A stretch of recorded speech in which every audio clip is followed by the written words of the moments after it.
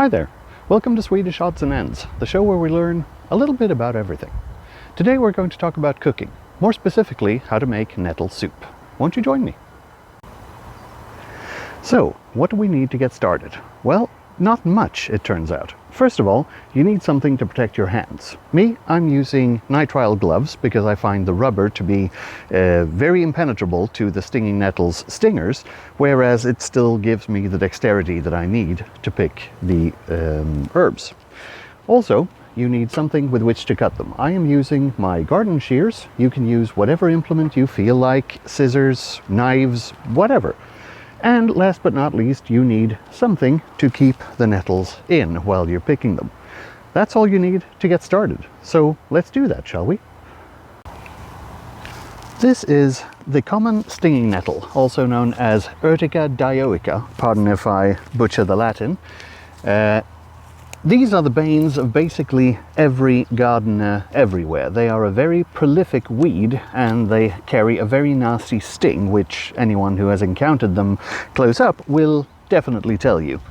So that is why we're using our gloves. And the thing that we want to harvest today depends a little bit on what type of soup we're going to be making. You can make the version of it that is akin to spinach soup with larger parts of the leaves and such. If that is the case, you really only want the absolute top parts here, the very fragile top shoots.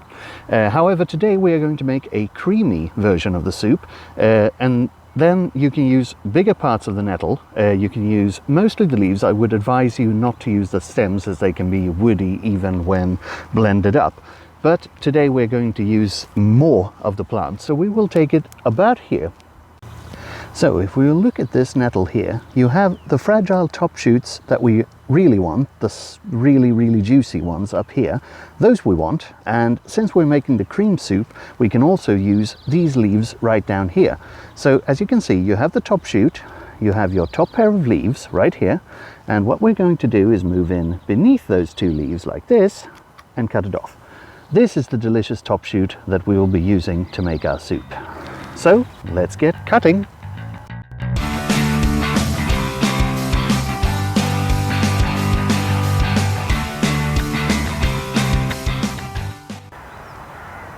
That's our bowl full of delicious stinging nettles that's going to form the entree for my guests this evening. Let's move into the kitchen, shall we?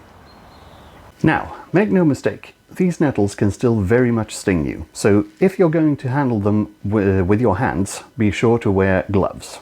What you're going to need to do to make sure they don't sting you is to parboil them. So let's do that.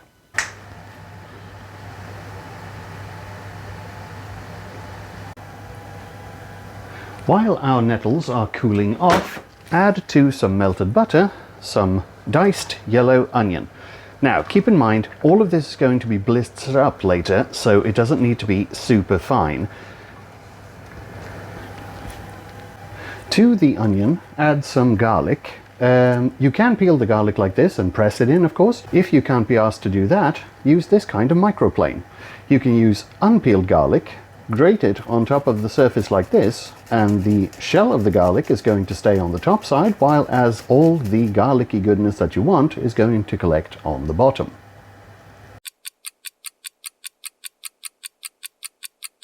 Once you've let your onions go soft after a couple of minutes, you can then add in your nettles.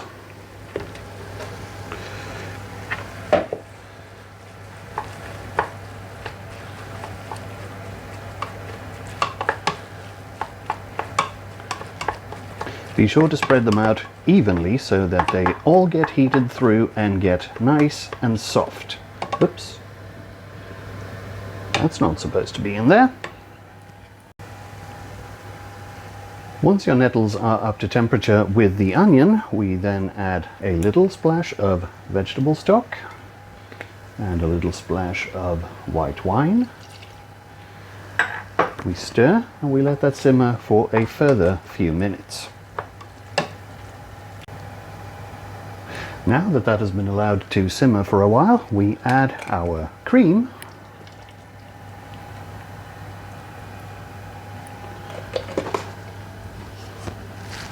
And our creme fraiche.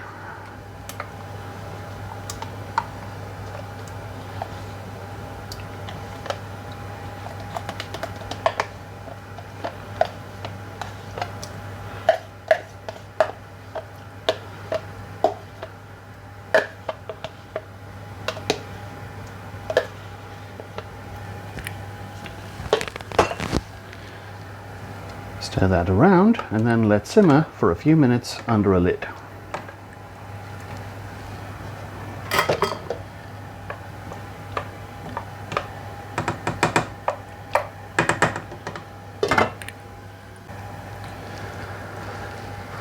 Now that that's come up to temperature, it is time to season to taste, as they say. I find that the natural ingredients provide well enough flavor for me, so I just like to add a little bit of freshly ground black pepper and a little bit of natural salt. Then we take our stick blender and we blend until smooth.